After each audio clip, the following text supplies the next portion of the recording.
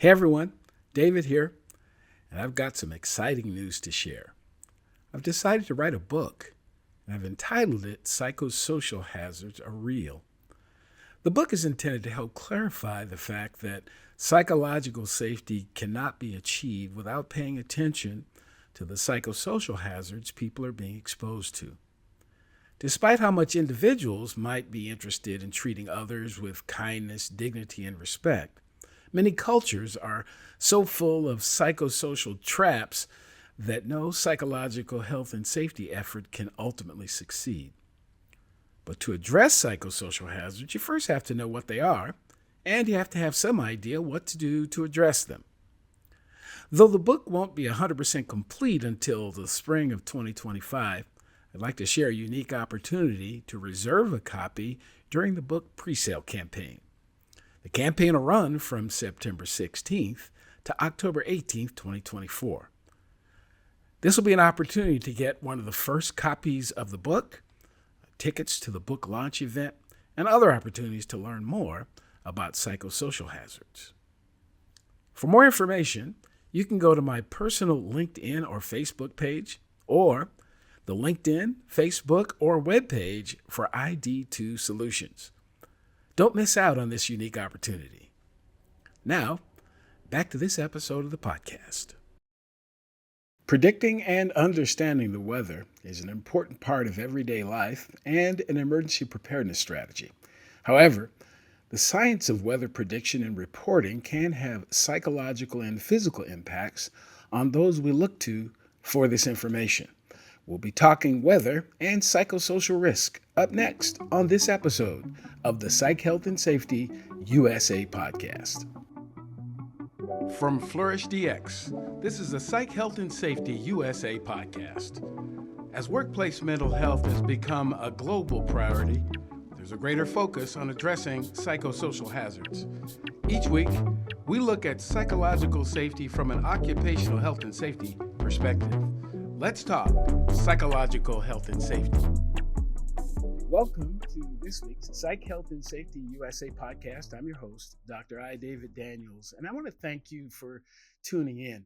Each week, we seek to increase awareness of the importance of psychological health and safety by learning from the lived experiences, research, and expertise of our guests, as well as advocating strategies to reduce harm and minimize vulnerability to psychosocial hazards in the American workplace.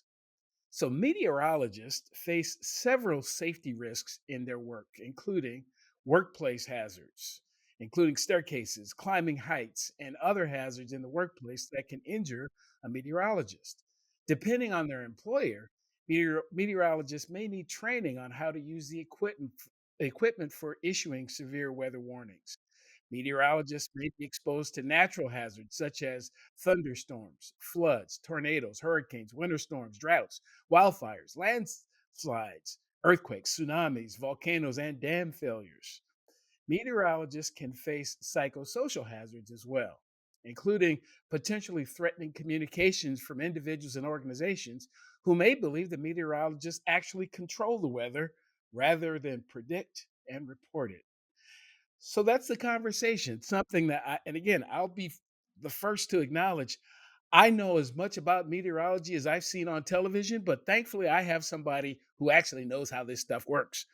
We had the opportunity to meet just a short time ago at a conference we were both participating in, and I thought it'd be good to have a conversation. So we're going to start off in the way that I often do with this question, an introduction of my guest by my guest with this question. So, who is Jason Frazer? Hi, everybody. Thank you so much, Dr. Daniels, for having me on here. Who is Jason Frazer? I think it depends on who you ask that question to. But I think, the majority of people would say he's the science guy and he's the guy who can take some complicated things and whittle it down so that the everyday person can understand it. So for about the last, I'll say 16 to 17 years, was in television. The last 7 of those, I was a broadcast meteorologist, most recently with Fox News and Fox Weather. And about, I'll say a month or two ago, I launched my own company called Drizzle Communications. And there's basically two different sides to the business. One half of the business is helping government agencies, schools, as well as nonprofits and universities communicate better around climate and weather. There's a lot of push around climate sustainability, but for the masses, it's kind of going over their heads. So, what I'm trying to do is encourage people to find ways to better apply not only their research but their work as well to the everyday person. The other part of this is also helping the next generation better understand how climate and weather impacts their lives. There's this thing called the next generation science standards, which pretty much every school district has around the country that they abide by. So you have to learn about climate and weather, but I've heard from a number of teachers there aren't really a lot of resources out there that are fun and interactive, and that's pretty much what we're working on creating. Right. Okay. We'll hopefully we'll get an opportunity to dig into some of those details. But if you could answer another question for me that I ask everybody, so what does psychological health and safety mean to you when you hear that?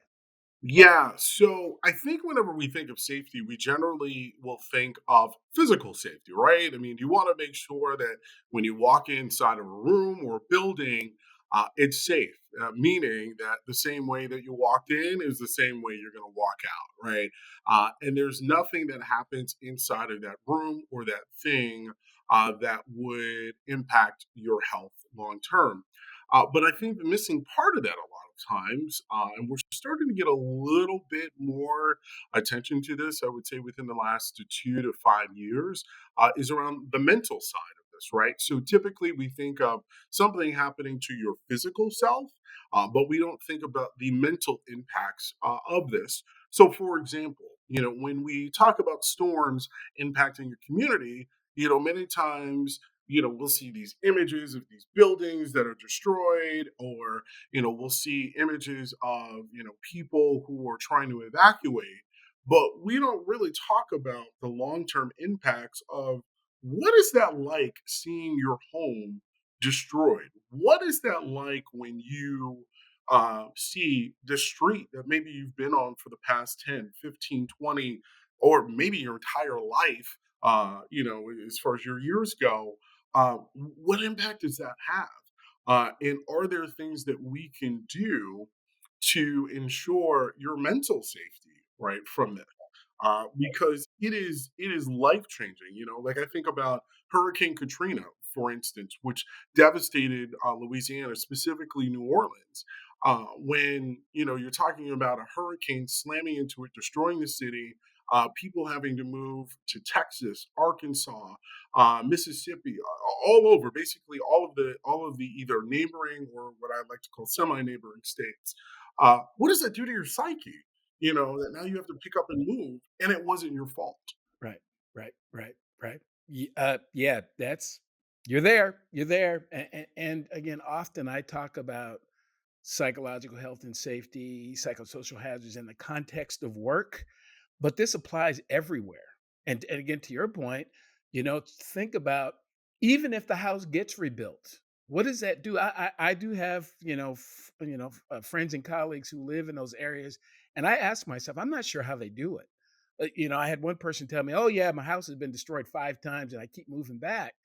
And I go like, that there's 2 ways to look at that. One is I go like, I would never do that. But on the other hand, it also shows the love that they have for that community, so much so that even though their house gets, they're going to go back because they love that community. They love, something about that keeps drawing them back. And I'm not here to judge either one, but oh my goodness, what's going on in their head. I'll judge for you, okay? Because look, here's the thing. I am empathetic.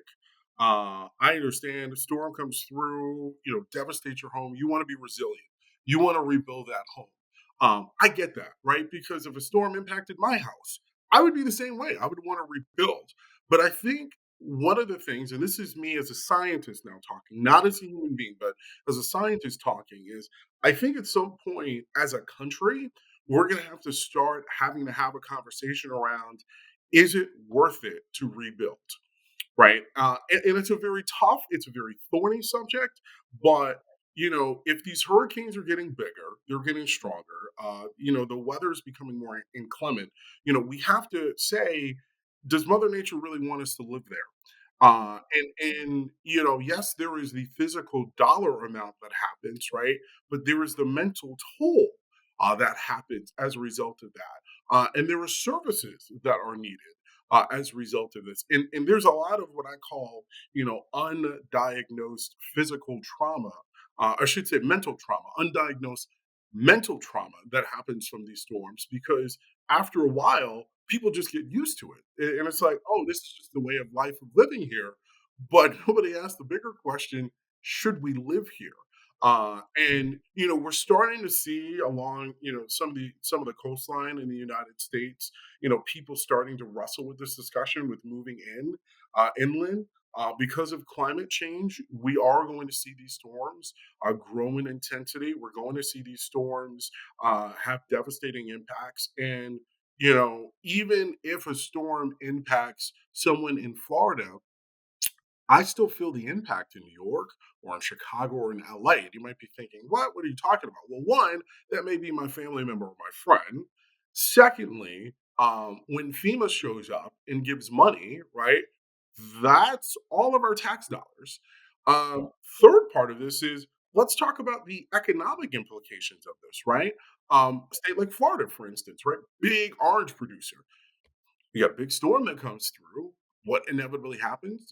Commodity prices, orange prices, it all goes up because now you have unfortunately impacted the economical model, for lack of better words. So I think we need to start having more discussions around, is it worth it to rebuild?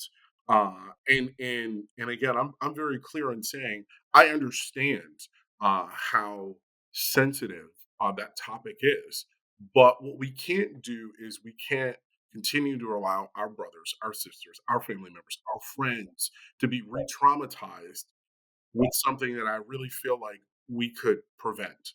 Mm, mm. Okay. Okay. So well, but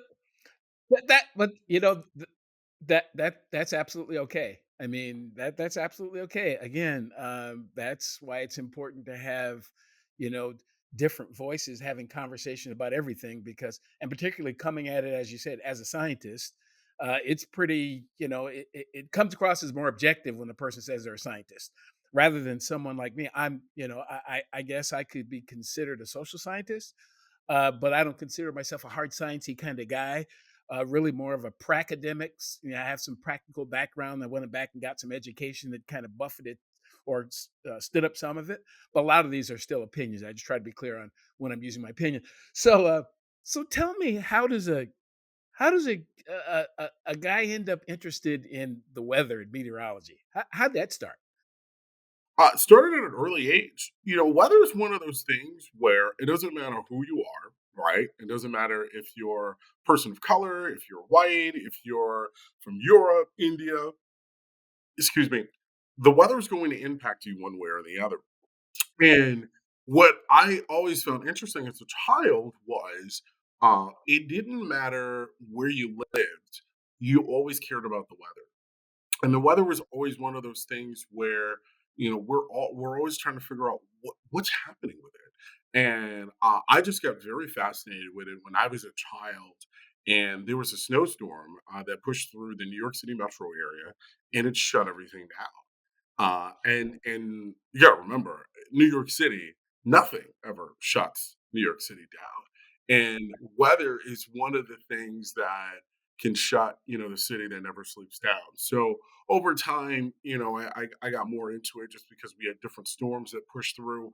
And, I've always been one of those people that's like to understand the why of like how something works, right? I feel like the majority of people, it's just like, yeah, okay, that's how it works, right? But like I like to understand that the how. And with weather, it's always an evolving thing.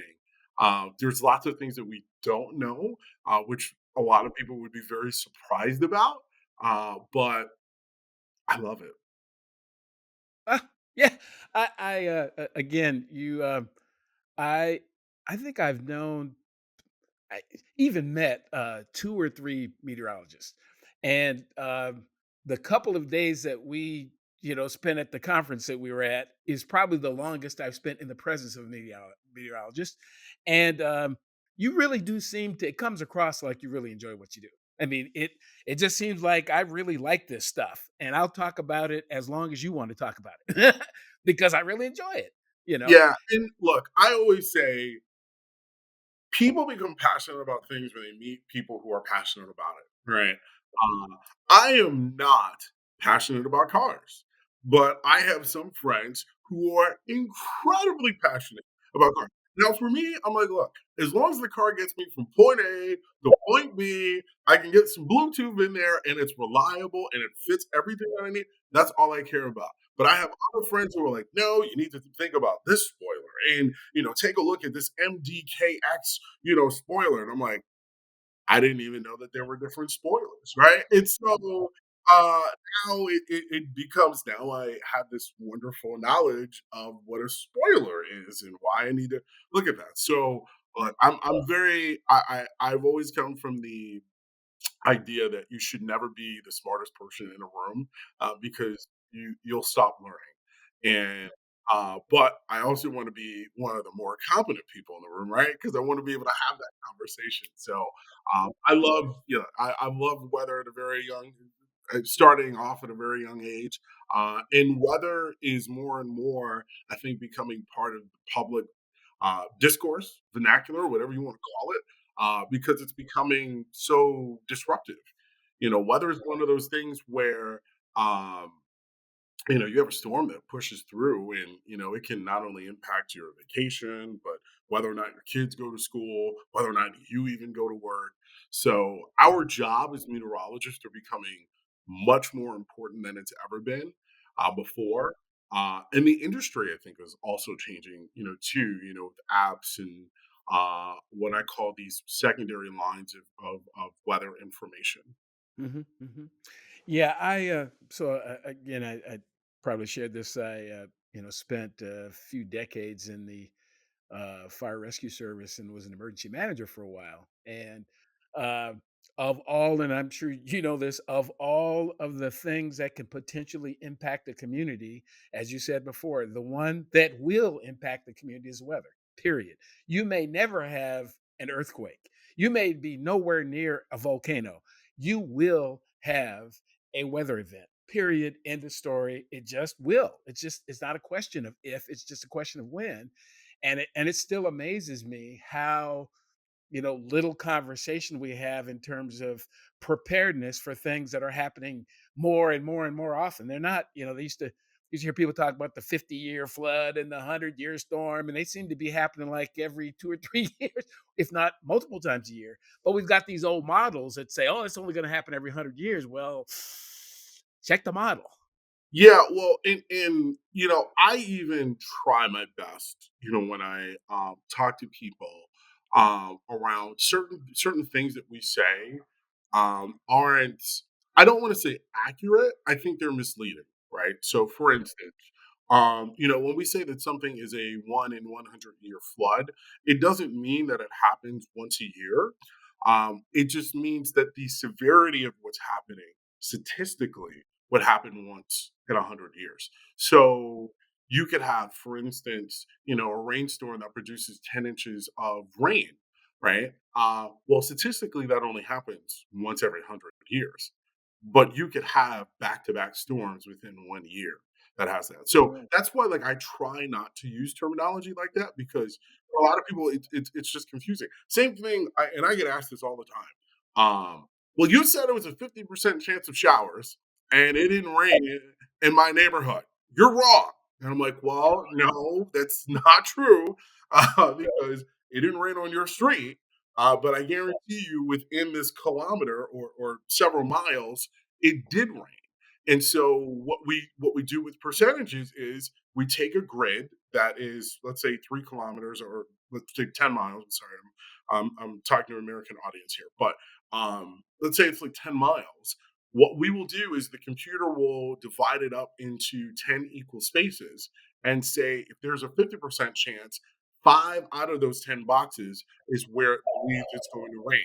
If it's 40%, well, 4 out of the 10 boxes, 30%, 3 out of 10, right? So it's not what people normally think it is, where it's like, oh, it could rain or it couldn't rain. No, no, no, no. It's a mathematical formula that meteorologists do.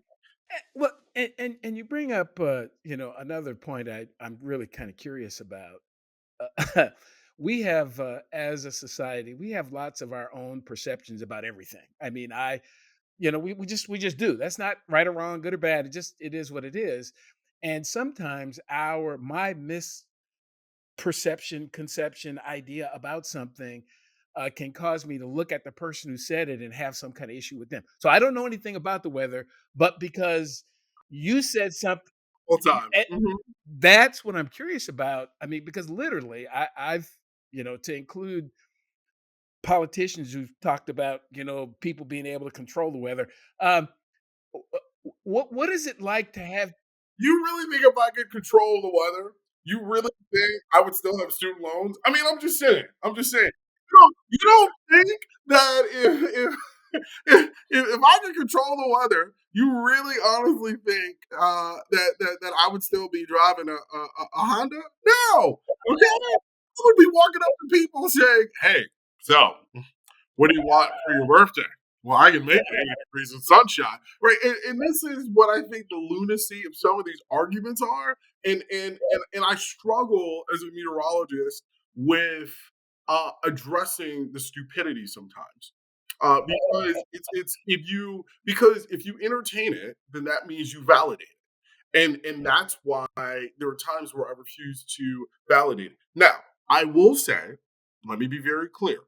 There is this thing called cloud seeding, which the United States and several other countries have done before, where you release certain things in the upper atmosphere to create clouds, and those clouds do create rain. So I'm not going to dispute the fact that we haven't done that. But where I politely push back on is when people are like, "Oh, the government wants to cause Category 5 hurricanes." Why would the government want to do, like, let's think about this logically here. Think about, again, this is a mental health podcast, right? Think of the mental health impacts of that. Let's think about the economic impacts of that. The taxes, right? Government wants as much money as possible, right? So think about the tax implications of that. It just doesn't make sense to me. Do you need more psych health and safety in your life? Then head over to the FlourishDX Academy for several free on-demand e-learning courses. If you're an internal professional, follow FlourishDX on Eventbrite to register for any of our free fortnightly interactive webinars. Our flagship professional practice program is also exclusively available for internal professionals. The 12-week course blends theory, applied practice, and interaction with other professionals through live lectures and a monthly community of practice session. Find out more about all these learning opportunities or inquire about a bespoke in-house training at the FlourishDX Academy. www.45003.org. Now back to this episode. Yeah, I am curious if either you or other colleagues, how do you all deal with that? I mean, what is that like? What things do you do to keep yourself from getting kind of sucked down the rabbit hole with some of these things? Because there's got to be some sort of, at least in my outside looking in view, that's got to be tough to have people going, well, you were wrong, blah blah blah blah blah, and then when you get it right, they don't call you and say thank you. It's like you tend to hear from people when they dislike something that you said or done. So and I'll even broaden that out to say even being in and around media in general these days, sometimes it looks like it's really challenging. So share something for those of us who are kind of outside looking in. What's that like? Yeah, well, I mean, I'll say this even outside of media, right? Whenever you do something right, people expect it, and nobody ever acknowledges it, right? Think of how many times a pilot every day lands a plane. Nobody remembers that, right? Because that's the expectation, right? With firefighters, right? You put out a fire. Nobody ever says anything, right? But it's the one time that you forget that, oh man, there was that little small fire that we missed, right? or the plane ends up clipping the ground, that over a sudden it's now amplified because that half a percent time you were wrong, or you overlooked something. And the challenge that I have in our current society right now is there is a very small, and I'm saying, when I say small, it's really an astronomical uh, smallness. Okay, I know that that's probably not grammatically correct here, but it's a very small amount for failure, or a mistake. And what we have to recognize is we are imperfect. We're human beings, so you're allowed to make a mistake. One time as a meteorologist, this happened to me 3 years ago. Actually, no, it was 4 years ago because there was a Met up in Cleveland, and we had this thing called lake effect snow that was happening. And somebody wrote the station and said, "You meteorologists were wrong. You said it was going to snow, and it only snowed 2 inches, and your graphic said 4 inches." Okay. Now, the immediate response was like, "Dude, shut the you know what up," right? Because like I'm sitting here and I'm saying, you could have a beef with me if I said the snow was coming and it was like pure sunshine, right? Totally understand. But if you're gonna beef with me over the fact that it was 2 inches versus 4 inches, but you got snow, right? So, I'm not God. This is an imperfect science here. So I I I I I, I struggled with how to respond. But I did eventually, after a day, I said, look, I appreciate the feedback and thank you so much for watching. Clearly, the fact that you wrote me means that you are engaged, and it clearly means that you're watching. We learn new stuff after every storm, so thank you. And he wrote me back and he was like, "No, I watch you all the time. You're great. You're wonderful." And I thought about, had I responded to him in a very combative way, I never would have realized that, he was just trying to get a response, and that was it. And so, and my fellow colleagues go through this every single day. And yeah, it can mentally be draining, but I think this is part of the reason why you spend so much time, one, around each other for support. Two is I'm also very big on, at least once a week, you got to cut it all off. You got to say to yourself, you know what? I'm done. It's over. I can't change it. I need a break. Three is, you have to always recognize that sometimes people are taking stuff out on you that has nothing to do with you. When I was a news reporter, we would cover fires and murders and bad stuff all the time. And I learned that there were different kinds of what I call immediate grief. Right? There's the I'm outraged, and you're just the person. There's the therapeutic grief, which is I just want to tell everybody, what happened, and that's going to help me. There's what I call the confused grief, which is I'm not really sure how to feel about this. And so I may or may not take it out on you, or from minute to minute, it may change. And so, in approaching that as a reporter, you very quickly learn how to read people. And over time, I learned to not take it personally. That sometimes, a lot of times, you just need to let it roll off your back, because people pick and choose who they choose to hold accountable. And sometimes it's really frustrating because I hear constantly, "Oh, meteorologists are always wrong. It's the only job you can keep and be wrong 50% of the time," which I encourage them to do a little bit more digging because stats, right? As Jay Z says, the numbers don't lie, right? Um, we're actually right about 96% of the time within 72 hours. That's surely what the numbers say, right? Somewhere between 90 to 96%. The problem is whenever we are incorrect about something, it spreads like wildfire. And that is the frustrating part of this. Now, once you get to the 10-day forecast, obviously, like I'll be the first one to tell you, it's we don't know. We're taking uh, uh, yeah, we're throwing the darts, literally. And that's what is incredibly challenging at times is telling people that you're wrong. And then I don't see the same apply to sportscasters because how many times I'm a football guy. Right. I don't know about you. Football for me. Yeah. Yeah. How many times, right? Beginning of the game, there's pontification around, oh, this is going to be a great game. The Cowboys are going to, whip the Commanders, and I'm picking the Cowboys to win. Okay, great. Halftime, 42-10, Commanders.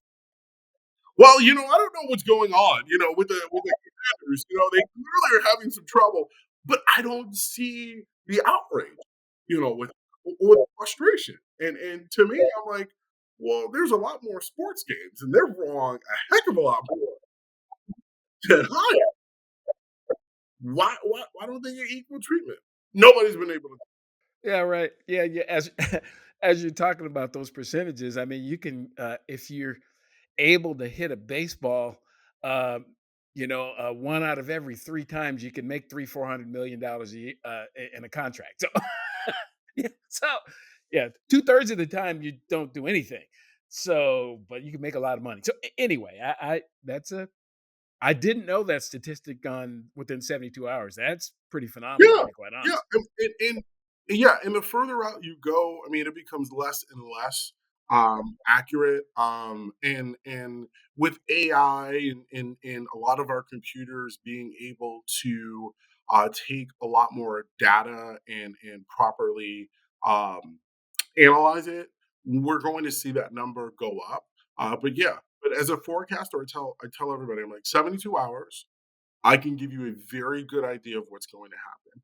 Beyond that, I mean, I really hate to tell you, but it's just it's It's an educated guess, but it's a guess. Yeah, yeah, yes, yeah, yeah. I want to go back to something that you said because these are really the situations I'm kind of most interested in. I honestly believe that from a health and safety perspective, employers have more responsibility to keep workers safe than the workers do.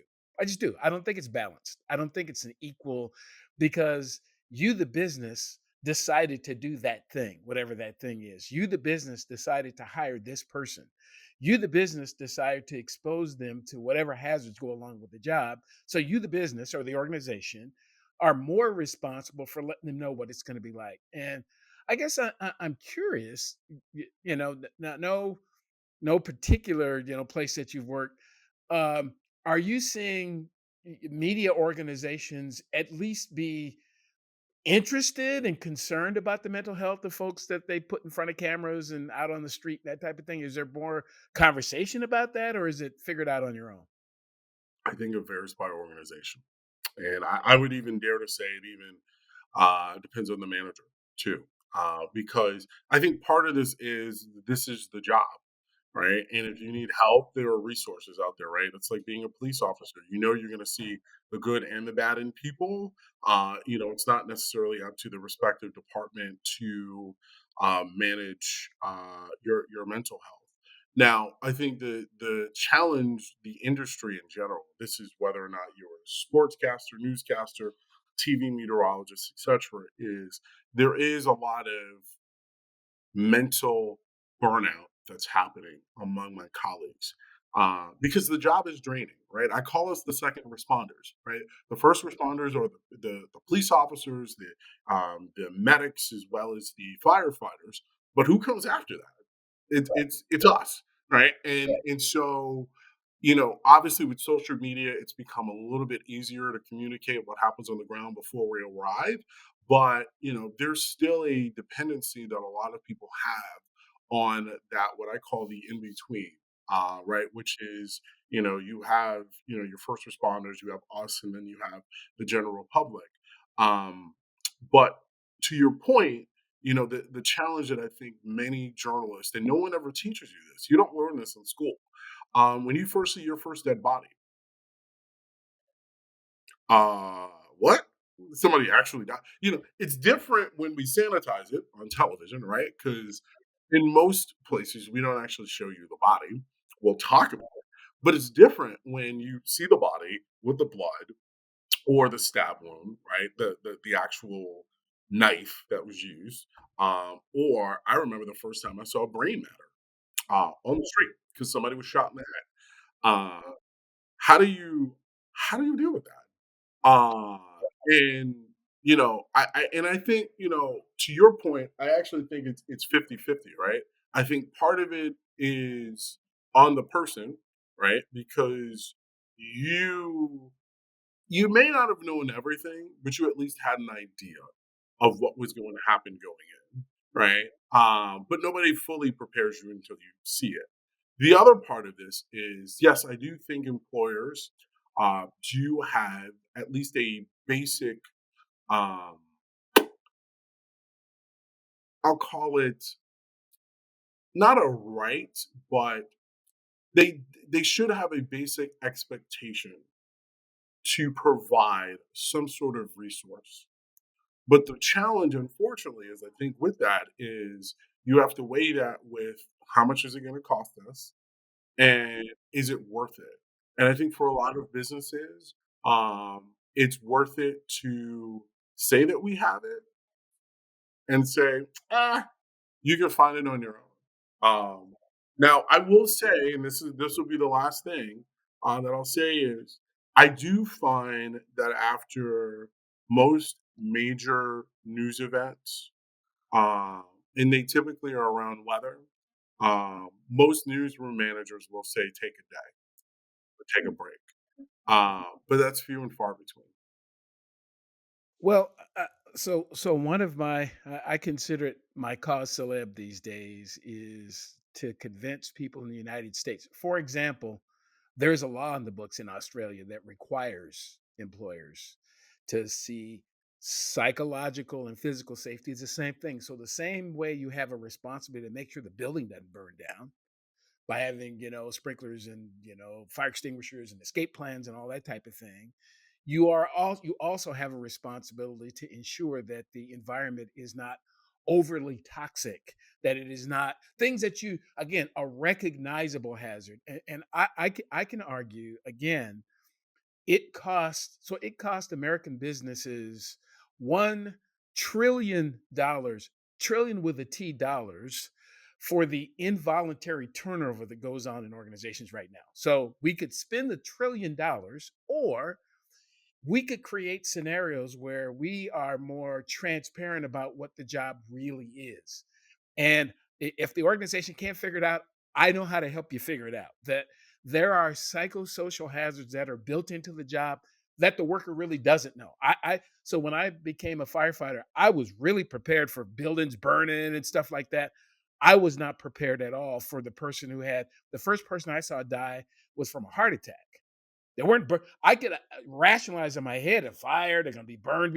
That part I was totally prepared for. I was not prepared for. We went and talked to the guy, and by the time we left, he was dead. And I was 21 years old.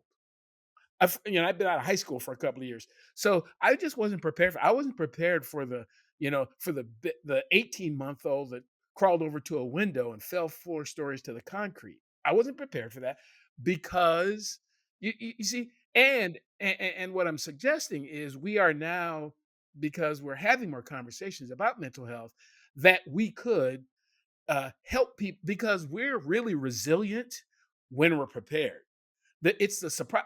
Where did that come from? I had no preparedness whatsoever for that, and I think that we could do a better job of sitting young people down. They're excited. Okay, there's some things you need to know about this. You're going to see and smell and feel some things that feel kind of weird, and when that happens, we're here for you. See, we can't stop it from happening, but when it happens, here's the resources that we have. We've got whatever it is, and we're gonna support you. We're gonna be around you, but it's coming. Just get prepared for that, and don't give people the kind of Pollyanna. It's all gonna be great. So go ahead. So yeah, look, you make a couple of great points, but I do want to respectfully disagree with from the employer side, and this is just us, I think, in general, right? Because this kind of goes to an idea that I was explaining to somebody around entrepreneurship. Um, when it comes to an object, generally speaking, as a society, we are very good at evaluating it. right? It's value, right? I won't say that I always agree with that value, right? But generally speaking, we can say that home over there, which we can see with our eyes, we can walk into, we can touch, that home is worth $250,000 or $300,000 or $400,000, whatever it is. But when we talk about a service, that is where we have trouble evaluating the value of that, right? So when you think about someone who's a nurse, right, and the service that they provide in taking your temperature, giving you your medicine, right? Why should something like that cost $50? Medicine, which they're using, which is that object, well, that one only cost me $10. Why does it cost me $50 or $100 when I go to the hospital?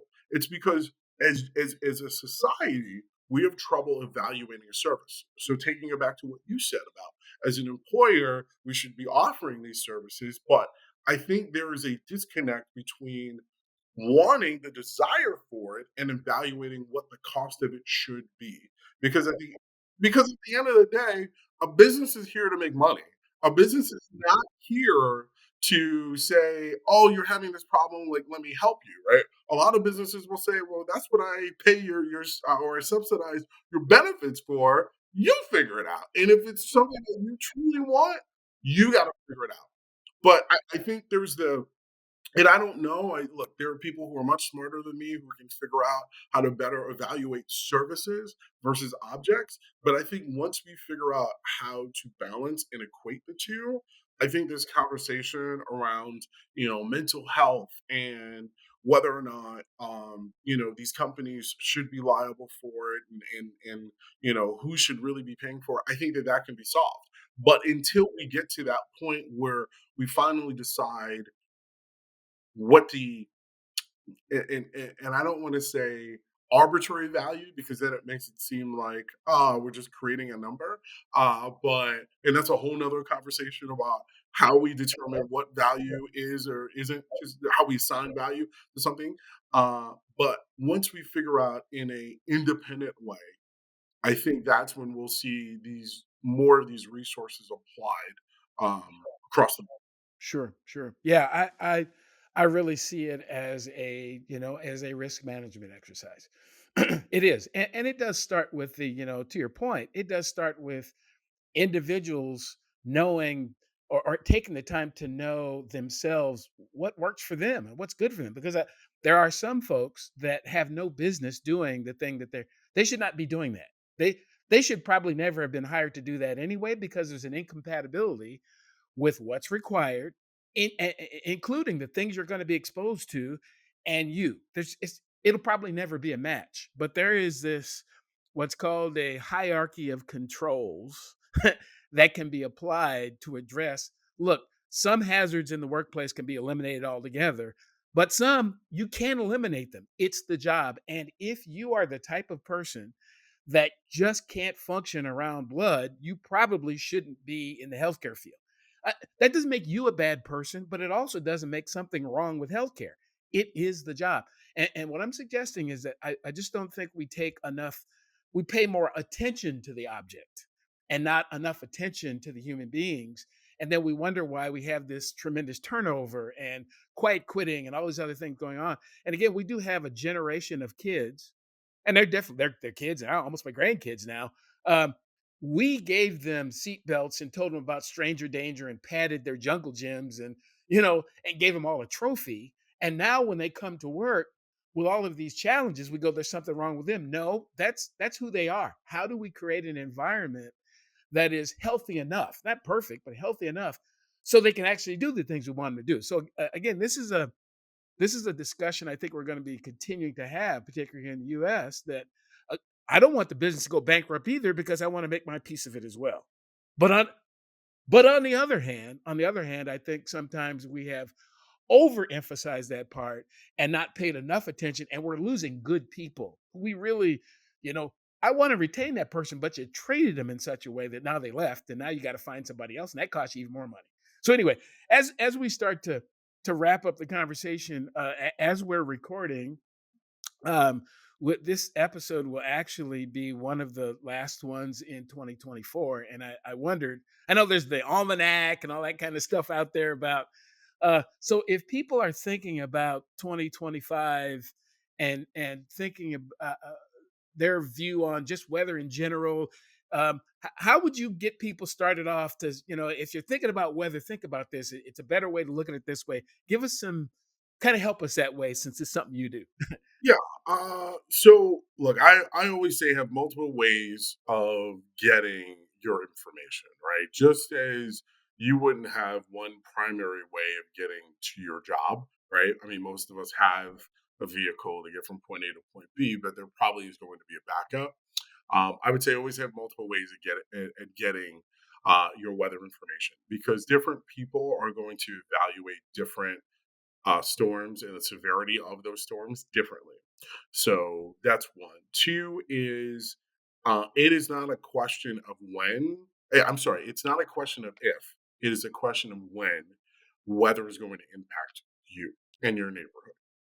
So you always should have a backup plan, or a bag to go, a savings account, whatever it is, so that if weather does impact your area, you can be prepared. This is not and I got asked this question by somebody else last week. Is there any place in the United States that the weather is just calm always, and you don't have to worry about it? And I said, look, I said there are a few places in the United States where weather is not as much of a big deal, because there's not as much variety. But at the same time, I can also point to some storms that have probably moved through there. And as a result, it did cause some issues. So the short answer is there is no place on earth that won't be touched by weather at some point. It's just, what is your, for lack of better words, level that you can handle in that. The last thing I'll say is, and this will probably get me in trouble, but look, climate change is real. Climate change isn't necessarily a bad thing, in that we are seeing other things that are happening as a result of climate change. I think a lot of times people think, oh my god, climate change, the world is going to end. No, the world's not going to end. But we are going to have to be prepared for other things that in the past we haven't. So the storms may be fewer, but when they do impact your neighborhood, they're probably going to be much stronger, right? And depending on where you live, it may not be fewer, it may be more frequent stronger storms. It just really depends. You got to know where you live, and you also have to know what your danger is, and don't put your head in the sand. It's going to impact you. On top of that, there are some places that are getting colder too. We don't hear about that. But there are some places in the world that are getting cooler. But the overall, when you add up all the numbers, the general sense has been it's slowly been getting warmer. So, but that's why you got to ask yourself, where do you get your information from?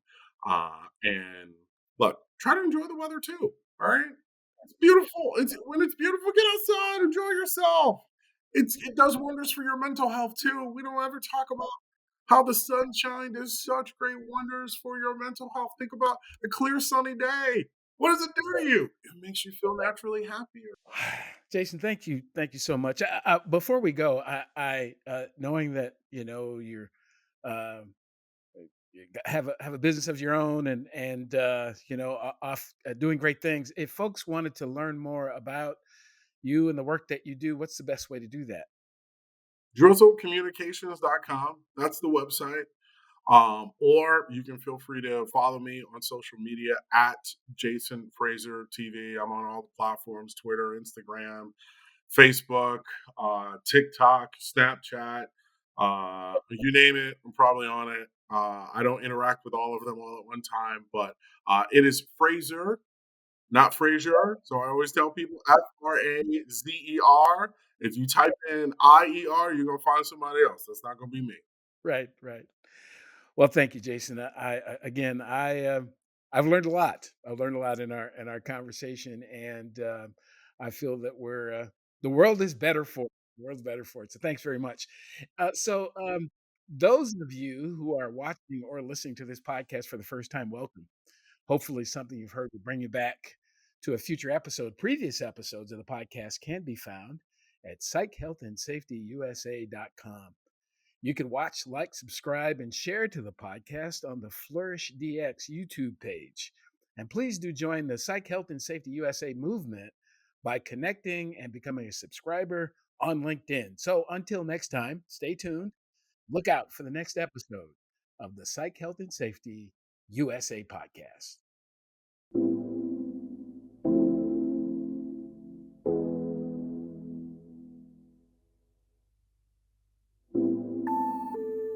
Tune in each week for new episodes of the Psych Health and Safety USA podcast. If you have a story or know of one that needs to be told, reach out to us on LinkedIn or send an email to david@id2-solutions.com or go to the Flourish DX website at flourishdx.com. We'll see you next time.